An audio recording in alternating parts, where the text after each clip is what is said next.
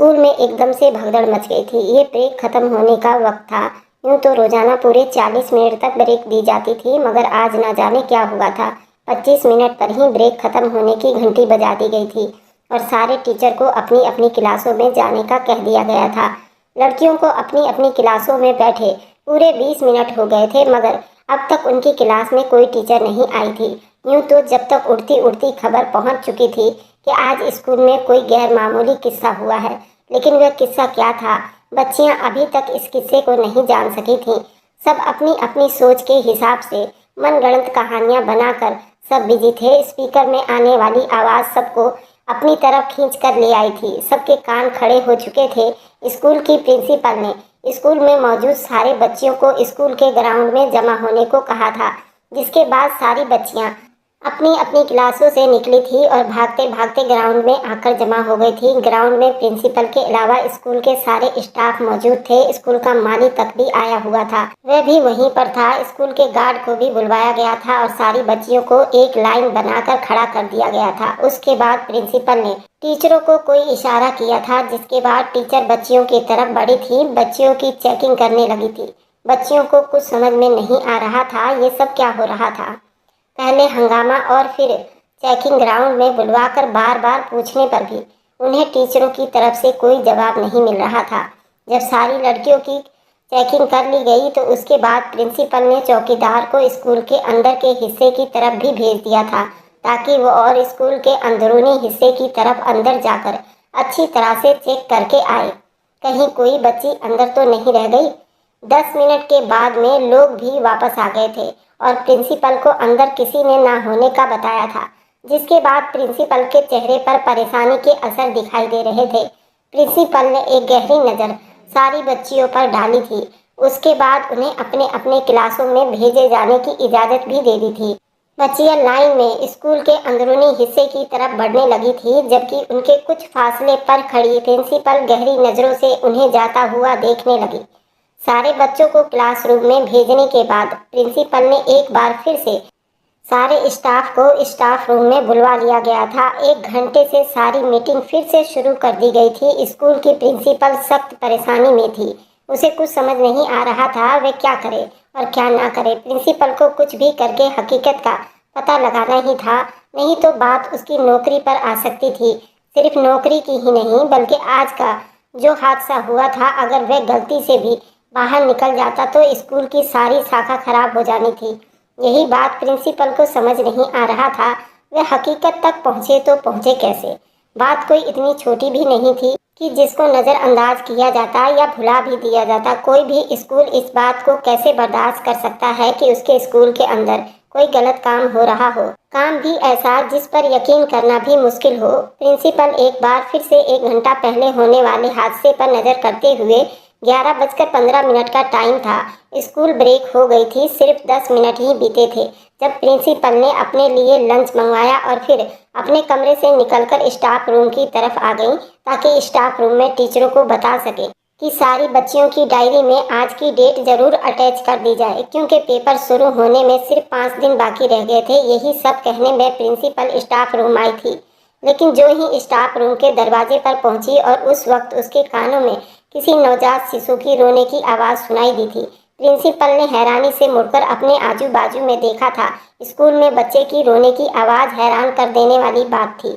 ऐसी आवाज़ तो सिर्फ अस्पताल और क्लिनिक वगैरह में सुनी जाती है, फिर ऐसी आवाज़ स्कूल से क्यों आ रही थी। एक पल तो प्रिंसिपल ने सोचा कि शायद किसी बच्चे की माँ स्कूल आई हो और उसके साथ कोई बच्चा हो, लेकिन फिर सोचने वाली बात ये थी, अगर कोई औरत भी आई थी तो वह इस तरह छोटे बच्चे को साथ लेकर क्यों आई थी, क्योंकि जो आवाज़ आई थी वह आवाज़ ऐसी थी जैसे कोई बच्चा अभी अभी इस दुनिया में जन्म लिया हो या आया हो। वह किसी तुरंत जन्म लेने वाले बच्चे की रोने की आवाज़ थी। प्रिंसिपल को दरवाजे पर खड़ा देखकर टीचर भी उठकर उसके पास आकर खड़ी हुई थी और उन्होंने भी उस आवाज़ को बखूबी सुनी थी। बच्चे की रोने की आवाज़ बस थोड़ी ही देर आई थी, उसके बाद बंद हो गई थी। प्रिंसिपल हैरानी से टीचरों की तरफ देखती हुई आवाज़ की हकीकत में चल पड़ी थी। टीचर भी मारे शक के उसके पीछे पीछे हो ली थी। उनको ये बात समझने में देर नहीं लगी थी और बिना शक के ये आवाज़ टीचरों के वॉशरूम से आ रही थी। बात उन सबके लिए ज़्यादा हैरान करने वाली थी। उनमें तो कोई भी टीचर प्रेग्नेंट नहीं थी। फिर सवाल पैदा नहीं था कि आखिर आवाज़ वॉशरूम से क्यों आ रही थी। जब चलती हुई वॉशरूम के दरवाजे पर पहुंच चुकी थी, वॉशरूम का दरवाज़ा खुला हुआ था, जिसकी वजह से वह अंदर के मंजर को बगैर किसी शक के देख सकती थी। जो ही उन्होंने सामने देखा, एकदम से सबकी हैरानी गहरी समंदर में उतर गई थी। सामने का मंजर देखकर उनकी आंखें फटी की फटी रह गई थी। उन्होंने देखा कि उनके सामने एक 13 साल की बच्ची, 7 क्लास के पढ़ने वाली बच्ची, अपने हाथों में एक अभी जन्म नवजात शिशु को उठाए हुए उसको उलट पुलट कर देखने में बिजी थी और दूसरा हाथ उसने जोर से उस बच्ची के मुंह पर रखा हुआ था ताकि उसके रोने की आवाज़ बाहर ना आए। अब न जाने उसने ये जानबूझकर किया था या फिर अनजाने में, ये बात उन्हें समझ नहीं आई थी। प्रिंसिपल ने जल्दी से पहले आया को बुलवाया था, जो एक तौलिया लेकर आई थी, और फिर प्रिंसिपल के कहने पर उसने उस 13 साल की बच्ची के हाथ से वह बच्चा ले लिया था। इन सब का शक बिल्कुल ठीक था। वह बच्ची बिल्कुल नग्न हालत में थी। उस बच्चे की और उसकी अभी सफाई भी नहीं की गई थी। उसकी पैदाइश हुए मुश्किल से कुछ ही मिनट बीते थे, लेकिन वे सब के सब बहुत हैरान परेशान थे, क्योंकि उस वॉशरूम में इस 13 साल की बच्ची के अलावा और कोई भी नहीं था। टीचर जल्दी से बच्ची की तरफ बढ़ी थी ताकि उससे कुछ पूछताछ कर सके, मगर उससे पहले उस बच्ची ने जोर जोर से रोना शुरू कर दिया था। वह बच्ची पूरी तरह से खून में लथपथ थी। शायद वह उस नवजात शिशु को उठाने की वजह से उसकी सारी वर्दी खराब हो गई थी। प्रिंसिपल ने टीचर को रोकने को कहा और खुद बच्चे की तरफ गई और उससे प्यार से पुचकारते हुए बोली, आया आंटी से हाथ मुंह धुलवाकर स्टाफ रूम में आओ, मैं तुम्हारे लिए बहुत सारे गिफ्ट रखे हुए हैं। गिफ्ट का नाम सुनते ही वह बच्ची चुप हो गई थी और दूसरी आया ने आकर उसके हाथ मुंह धुलवा दिए और वे सारी गंदगी साफ कर दी और फिर उसे लिए स्टाफ रूम में आ गई, जहां पर प्रिंसिपल बाकी सारी टीचर उसके आने का बेसब्री से इंतजार कर रही थी। उसके आते ही प्रिंसिपल ने उसे गिफ्ट पकड़ाया और फिर उस बच्चे के तरफ इशारा करते हुए पूछा, ये बच्चा कौन है तुम्हारा? उस पर वह बच्ची कहने लगी, ये तो इधर ही वॉशरूम के वॉश बेसिन में पड़ा हुआ था। वह शर्मा गई। ये बच्चा वहां पर पड़ा हुआ था। जब उसने उसे उठाया तो बच्चा रोने लग गया था। प्रिंसिपल ने उसे कहा, आप टीचर के वॉशरूम में क्यों गई थी? आप जानती हैं ना कि स्टूडेंट के लिए अलग वॉशरूम है, और फिर वॉशरूम में आपको किसने भेजा था? उससे पहले कि वह बच्ची कोई और जवाब देती, स्टाफ की एक टीचर बोल पड़ी थी। उसने कहा कि मैडम जी, इस बच्ची का सुबह से पेट खराब था।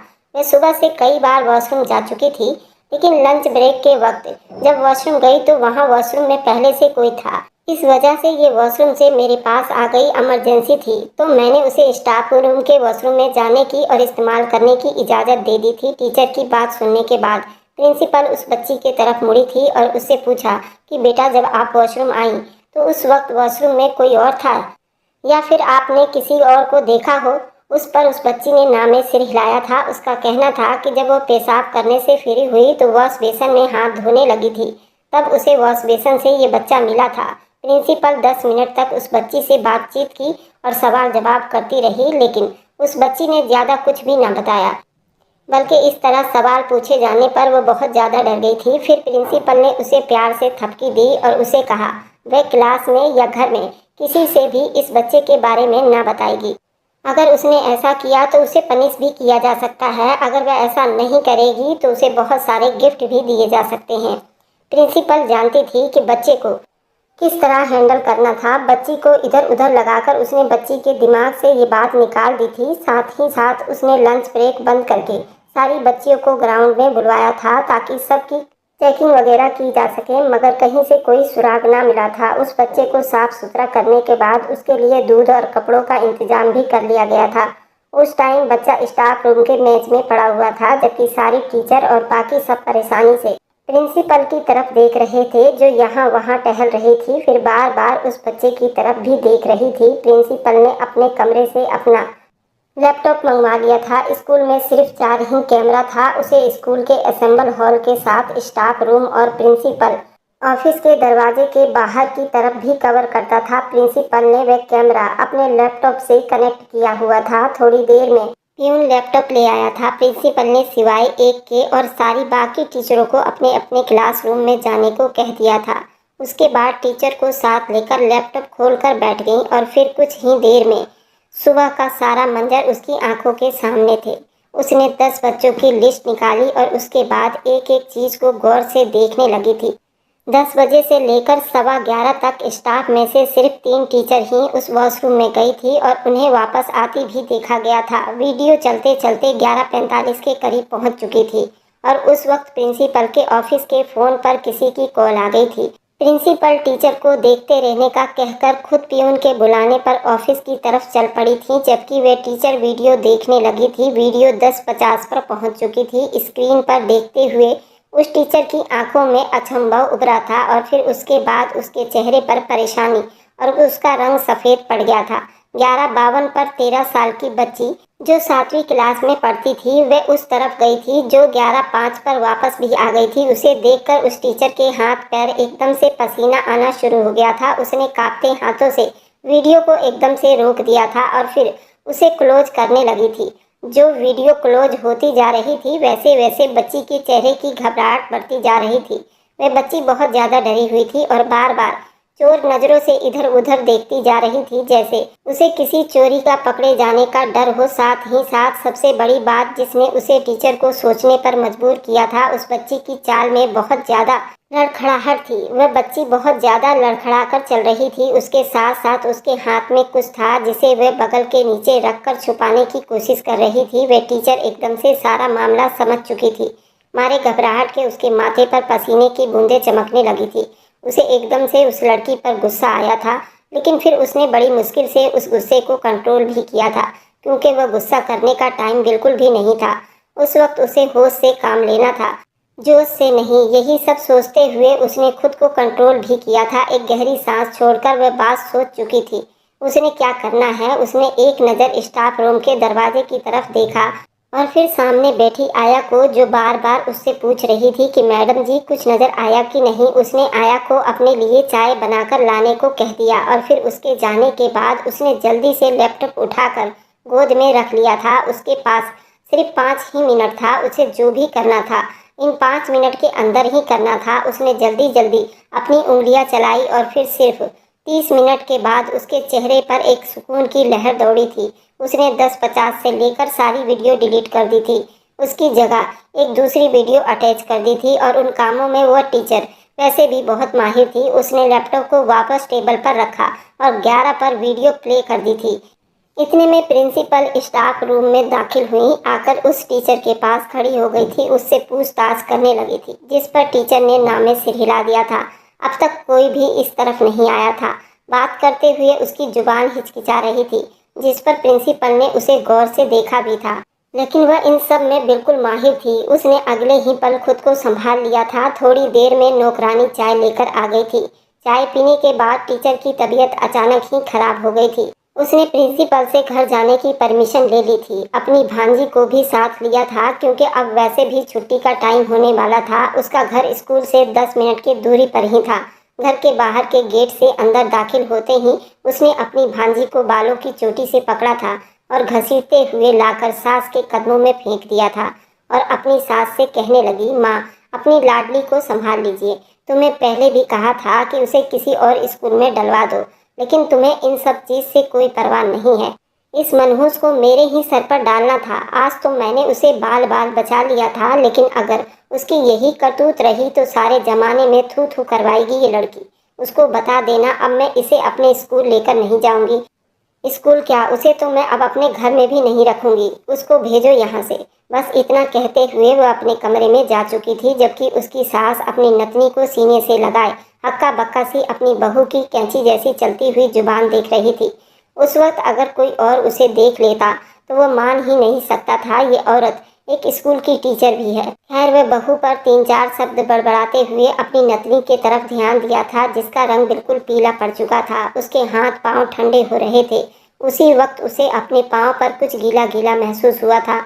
उसने जैसे ही अपने पांव को सामने रखकर देखा तो चकराकर गिर गई थी। उसका पूरा पाँव खून से भरा हुआ था। उसकी नातिन उसकी बाहों में बेहोश हो गई थी। उसने जैसे ही नातिन की हालत देखी तो उसके हाथ पांव फूल गए थे। वह बड़ी मुश्किल से खुद को संभालते हुए नातिन को लेकर करीब के अस्पताल पहुंची थी, जहां उसकी बच्ची को जल्दी इमरजेंसी में ले लिया गया था। इमरजेंसी के बाहर इधर उधर फड़फड़ा रही थी। उसे अपनी नातिन के बारे में बहुत शक हो रहा था। कुछ ही देर के बाद डॉक्टर बाहर आई तो कुछ डॉक्टर ने बताया, वह सुनकर उसे अपने कानों पर यकीन नहीं आया था, क्योंकि ऐसी बात थी जो यकीन करने के काबिल नहीं थी। ये सब 13 साल की बच्ची के साथ भला कैसे हो सकता है? वह बिल्कुल घबरा सी गई थी। अब डॉक्टर जो कुछ कह रही थी वह गलत तो नहीं हो सकता था ना। वहाँ 2 घंटे अस्पताल में रखने के बाद उसकी नातिन को घर भेज दिया गया था। उसको होश आ चुका था, लेकिन वह बिल्कुल चुप होकर रह गई थी, जैसे उसके जुबान पर किसी ने ताला लगा दिया हो। लाख बुलाने पर भी वह ना बोली थी। अगले 5 दिनों तक उसने अपनी नातिन को स्कूल ना भेजा था, लेकिन छठे दिन इम्तिहान की वजह से उसे रोक ना पाई थी और खुद उसे स्कूल छोड़ने आ गई थी। और वह प्रिंसिपल से भी मिलना चाहती थी ताकि उससे पूछताछ कर सकें किस तरह का स्कूल है, बच्चियों के साथ कितना कुछ हो जाता है। स्कूल में किसी को खबर तक ना हुई थी। आखिर ये लोग क्यों इतने बेखबर थे? लेकिन उसकी मुलाकात प्रिंसिपल से ना हो पाई थी। दूसरी तरफ बच्ची जैसे ही अपनी क्लास में पहुंची, उसकी टीचर ने उसे जल्दी से ऑफिस में जाने को कह दिया था। प्रिंसिपल के बुलाने पर सुनकर वह बच्ची एकदम घबरा गई थी। उसके माथे पर पसीना चमकने लगा था। इसी चीज से तो वह कतरा रही थी और इसलिए तो वह 10 दिन भी स्कूल ना आई थी। वह जानती थी प्रिंसिपल ने उसको क्यों बुलाया है, तभी वह नहीं जाना चाहती थी। पहले ही वो बड़ी मुश्किल से क्लास में बैठी हुई थी, क्योंकि क्लास की अब सारी लड़कियां उसको नफरत की नज़रों से देखते हुए उससे दूर जाकर बैठी हुई थी, जैसे वह लड़की कोई अछूत हो। कोई लड़की भी उससे बात करने को तैयार नहीं थी। यहाँ तक कि उसकी दोस्ती भी उसको गंदी गंदी कहते उसे अलग हो गई थी। ऊपर से उसे अपनी टीचर की चुभती हुई निगाहों से अंदर तक चीर रही थी। ऐसे में प्रिंसिपल के बुलावे का सुनकर वह परेशान हो गई थी और अपने सर को नीचे किए रोने भी लगी थी। तब उसकी टीचर गुस्सा करते हुए उसके पास पहुंची थी और उसको उठाकर घसीटते हुए जबरदस्ती अपने साथ प्रिंसिपल के ऑफिस ले आई थी। प्रिंसिपल के ऑफिस पहुंचकर जैसे ही टीचर ने उसे छोड़ा तो उसने वापस बाहर की तरफ दौड़ लगा ली थी। लेकिन उससे पहले कि वह बाहर जाती, अंदर आती प्रिंसिपल के इशारे से उसे पकड़ लिया गया था, अच्छी तरह काबू कर लिया गया था। तभी प्रिंसिपल चलते हुए उसके पास आई थी और आधे के साथ उस बच्ची के मुंह पर एक जोरदार थप्पड़ मारा था। समझती क्या है खुद को? अपनी उम्र देखो और अपनी हरकतें देखो। इतनी सी उम्र में ये सब करते हुए तुम्हें शर्म नहीं आई और अब भाग रही हो? तुमने क्या सोचा कि हमें कुछ पता नहीं चलेगा? ये तुम्हारी गलतफहमी है। हम सब कुछ जान चुके हैं। हकीकत कभी छुप नहीं सकती। अब बताओ, तुमने ये सब कुछ क्यों किया और ये सब कुछ किसने किया तुम्हारे साथ? प्रिंसिपल शुरू में कुछ सख्त हुई और आखिरी में नरम शब्द अपनाते हुए उस बच्ची से पूछने लगी थी, सख्ती करती भी तो किस पर करती? उसके सामने खड़ी बच्ची, जिसकी हाइट 4.5 फीट था, उसके आंसू गालों से फिसलकर नीचे गिर रहे थे और डर से थर थर कांप रही थी। प्रिंसिपल की बात सुनते ही वे आया से अपने बाजू छुड़वाते हुए प्रिंसिपल के पैरों में गिर गई थी। मैंने कुछ नहीं किया मैडम जी, मेरी कोई गलती नहीं है, मुझे कुछ नहीं पता। मैंने घर जाकर नानी को बताया था। नानी ने कहा कि इससे डरते नहीं है, ये सब तो ऊपर वाले की देन है। तुम परेशान ना हो, मैं सच कह रही हूँ मैडम जी, मेरा यकीन करिए, मैंने कुछ भी नहीं किया। मैं गंदी नहीं हूँ। सब लड़कियाँ मुझे गंदी कह रही थी मैडम जी, मैं गंदी बिल्कुल भी नहीं हूँ। इतना कहते ही वो बच्ची प्रिंसिपल के कदमों में बेहोश हो गई थी। उसकी हालत देखकर प्रिंसिपल ने जल्दी से उसे पहले अस्पताल पहुँचाया था। फिर वहाँ से उनको जो कुछ पता चला वह उनके पैरों तले से ज़मीन निकालने के लिए काफ़ी था। प्रिंसिपल ने उस वक्त स्कूल में फ़ोन करके वाइस प्रिंसिपल को लिस्ट बनाने को कह दिया था। उस दिन जो भी जितने लोग भी स्कूल में मौजूद थे, उन सारे के नाम लिखित में लिख दिया जाए और कल हर हालत में उनको स्कूल में हाजिर किया जाए। प्रिंसिपल अब सख्त कार्रवाई में आ चुकी थी। उस बच्ची के जरूरी ट्रीटमेंट के बाद प्रिंसिपल ने उसे घर पहुंचा दिया था। अगली सुबह प्रिंसिपल के टेबल पर सारा रिकॉर्ड मौजूद था। पहले तो प्रिंसिपल ने इस बात की अच्छी तरह जाँच पड़ताल की। वह सारे के सारे लोग आज हाजिर थे, फिर चाहे वह गार्ड हो या पियून हो, सफाई करने वाला हो, सारे लोगों को स्कूल के मैदान में जमा कर लिया गया था। उसके थोड़े ही देर के बाद प्रिंसिपल ने सिटी अस्पताल वालों को फ़ोन भी किया था। अगले ही आधे घंटे के बाद स्कूल में अस्पताल की पूरी टीम पहुंच चुकी थी, जो सब लोगों की डीएनए टेस्ट करने आई हुई थी। क्योंकि उस दिन जब प्रिंसिपल उस बच्ची को अस्पताल लेकर गई थी तो डॉक्टर ने उसे बताया था कि बच्ची किसी सदमे की वजह से बेहोश हुई थी और रिपोर्ट ये बता रही थी कि बच्ची को उस दिन मासिक धर्म आया हुआ था और उसको ये पहली बार ही आया था। ऐसी कोई जानकारी नहीं थी। उस बच्ची के माँ बाप नहीं थे। वह अपने नानी के साथ मामा मामी के घर में रहती थी। न जाने उसकी मामी को उस बच्ची से क्या दुश्मनी थी। बेचारी नानी पुराने ज़माने की थी। उसके दिमाग में यही बात थी कि बच्चियों को 14 या 15 साल की उम्र में मासिक हो जाती है, लेकिन आजकल टाइम बदल गया था। अब तो हर दूसरी तीसरी बच्ची 12 साल या 13 साल की उम्र में मासिक धर्म हो रही हैं। वह 13 साल की जिनका नाम अल्पना था, उसके साथ भी यही सब कुछ हुआ था। वो 13 साल की उम्र में ही उसको मासिक धर्म आया हुआ था। उस दिन वह इसी सिलसिले में एक टीचर के पास गई थी, जिसने उसे ज़रूरी चीज़ देने के बाद वॉशरूम में भेजा था। फिर उस टीचर की माँ की मौत हो गई तो उसी दिन वह इमरजेंसी छुट्टियों पर चली गई थी। आज प्रिंसिपल के बेहद कहने पर वह वापस आई थी। उस दिन घर आने के बाद अल्पना की मामी ने उसके साथ जो व्यवहार किया था, उसके बाद अल्पना बहुत डरी हुई थी। उसने सोचा कि उससे बहुत कुछ गलत हो गया है जो नहीं होना चाहिए था, इसलिए मामी ऐसे कह रही है। उसके बाद उसने अपनी नानी की बातें भी नहीं सुनी जो वह डॉक्टर से कह रही थी। इतनी छोटी सी बच्ची के साथ ये सब कैसे हो सकता है? ये सब सुनकर वह डर गई थी। मैं ज़्यादा सोचने पर मजबूर हो गई थी कि उसके क्लास के बच्चों ने उसे गंदा कहना शुरू कर दिया था। उसे गंदा इसलिए कह रहे थे क्योंकि वह घर वाले और टीचरों की जुबानी उन्होंने सुना था कि अल्पना को छोटी सी उम्र में बच्चा हुआ है। लेकिन अल्पना इस बात से अनजान थी। वह समझ रही थी कि शायद पीरियड की वजह से सारी लड़कियां उसे बुरा भला कह रही हैं, लेकिन अस्पताल पहुंचकर प्रिंसिपल का शक भी दूर हो चुका था। जब अल्पना को छोड़ने घर गई तो उनकी मुलाकात अल्पना की नानी से हुई थी। उससे घर की समस्याएं वगैरह पूछे गए थे। ये सब जानकारी लेने के बाद प्रिंसिपल वहां से निकल आई थी। प्रिंसिपल ने नवजात शिशु को अस्पताल में एडमिट भी करवा रखा था। उसकी जांच करने के लिए एक टीम को भी बुलवाया गया था। इसलिए अगले ही दिन स्कूल में अस्पताल की पूरी टीम पहुंच चुकी थी। सब लोगों के डीएनए टेस्ट किए गए थे। आखिर में जब प्रिंसिपल ने अपने साथ सारी टीचरों के टेस्ट करवाने को कहा, तब उन सब में से एक टीचर ऐसी थी जिसके चेहरे का रंग बिल्कुल फीका पड़ गया था। उसे देखकर प्रिंसिपल के चेहरे पर एक मुस्कुराहट भी आ गई थी। वह पहले ही उसके बारे में जान चुकी थी, लेकिन बगैर किसी सबूत के वह उसे पॉइंट आउट नहीं करना चाहती थी। लेकिन अब उसे यकीन था सबूत बहुत जल्द उसके हाथ में होगा। सिर्फ 3 दिन का इंतजार करना था, क्योंकि इतनी सारी रिपोर्ट एक ही दिन में मिलना मुमकिन नहीं था। इतने सारे रिपोर्ट के लिए कम से कम 3 दिन का टाइम लगना था। फिर 3 दिन पलक झपकते ही बीत गए थे। चौथे दिन सारे रिपोर्ट उसके हाथ में थी। प्रिंसिपल बगैर किसी को बताए स्कूल से निकल गई थी और सीधा अल्पना के घर जाकर रुकी थी। अल्पना के घर जाते वक्त वह नवजात शिशु को अपने साथ ले जाना नहीं भूली थी, क्योंकि वह बच्चा इसी घर का था। थोड़ी ही देर में अल्पना की मम्मी भी घर पहुंच गई थी और प्रिंसिपल को देखकर घबरा गई थी। लेकिन फिर जो ही उसने अपने बच्चे को देखा तो घूरती नजरों में अल्पना की तरफ बढ़ी थी। देखा माँ, तेरी नातिन क्या गुल खिलाकर आई है। हमारे मुंह पर तो इसने कालिक पोत दी है, हमारी इज्जत खाक में मिला दी है। इस उम्र में ही ये माँ बनकर बैठ गई है। अल्पना की मामी दोनों हाथों से अल्पना को पकड़कर उसे झकझोर रही थी। उससे पहले कि अल्पना को और ज्यादा अपने पकड़ में लेती, घर के दरवाजे पर अल्पना के मामा अंदर दाखिल हुए थे, जिन्होंने आते के साथ ही अल्पना की मामी को पकड़कर अल्पना से दूर धकेला था। प्रिंसिपल उस नवजात शिशु को लेकर अल्पना की नानी के पास गई और बच्चा उसकी गोद में रखने के बाद वह कहने लगी, ये रही आपकी अमानत, ये बच्चा आपके बहू का है। अब ये नहीं मालूम कि ये बच्चा आपके बेटे का है या नहीं। सबसे पहले आप अपने बेटे की डीएनए टेस्ट करवाकर इस बच्चे को स्वीकार कर सकते हैं, क्योंकि आपकी बहू ये औरत बहुत धोखेबाज है। अल्पना की नानी यूं ही हक्का बक्का से लड़खड़ाते हुए अल्पना की मामी के पास आई थी। उससे कहा कि मैं तो तुमको एक काबिल टीचर समझती थी, मगर मैं गलत थी। जो औरत खुद की औलाद को पैदा होने के साथ ही अपनाने के बजाय उसे मरने के लिए फेंक दे, वे औरत किसी को क्या शिक्षा दे सकती है। तुम तो माँ कहलाने के लायक नहीं हो। अपने ही नवजात शिशु को मरने के लिए छोड़ दिया और इल्जाम एक 13 साल की बच्ची पर लगा दिया।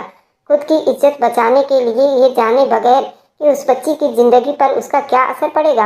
आप किसी को क्या शिक्षा देंगी, क्या सीख देंगी। उस टीचर का उसके पति के अलावा किसी दूसरे आदमी से अफेयर था और वह बच्चा उसी के आशिक का था। तभी उस बच्चे को वह दुनिया में नहीं लाना चाहती थी। अफसोस है, मैं आपको अपने स्कूल में नहीं रख सकती। इतना कहते के साथ ही प्रिंसिपल वहां से चली गई थी। अल्पना के मामी को पहले से सारा सच बता चुकी थी। वह बच्चा कोई और नहीं बल्कि अल्पना के मामी का ही बेटा था, जिसे उसने पैदा होते के साथ ही फेंक दिया था। कोई पहला बच्चा नहीं था। आज से पहले भी वह अपने 3 बार ऑपरेशन करा चुकी थी। उसे बच्चे बिल्कुल भी पसंद नहीं थे। इसी वजह से वो अपने बच्चे को होने नहीं देती थी। अल्पना के मामा ने उसी वक्त उस औरत को डिवोर्स देकर घर से निकाल दिया था। वे औरत थी ही इसी काबिल। अपनी इज्जत बचाने के लिए उसने कई लोगों को मुसीबत में भी डाला था। उसकी वजह से स्कूल की अच्छी खासी शाखा खराब होते होते रह गई थी और ऊपर से इतने लोगों पर किया जाने वाला शक अल्पना जैसी छोटी सी बच्ची पर बिना वजह इल्जाम लगाकर उसकी ज़िंदगी बर्बाद करने की कोशिश करना बहुत गलत था। ये सब माफ़ी के काबिल बिल्कुल नहीं था और ना उन लोगों में अब इतना हिम्मत था कि उसे माफ़ करके वे दोबारा अपने पास रख सकते थे। मैं आप लोगों से पूछती हूँ कि उसके पति ने उसको डिवोर्स देकर उसके साथ अच्छा किया या गलत। अगर आपको आज की कहानी पसंद आई है तो वीडियो को ज़रूर लाइक कीजिएगा और अपने दोस्तों के साथ शेयर भी कीजिएगा। और हाँ, अगर आपने अभी तक हमारे चैनल को सब्सक्राइब नहीं किया है तो ज़रूर सब्सक्राइब कर लें। मिलते हैं हम अपनी कल की एक नई दिलचस्प कहानी के साथ। मुझ पर सदा अपना प्यार और स्नेह बनाए रखें। सभी को मेरा प्यार भरा नमस्कार दोस्तों।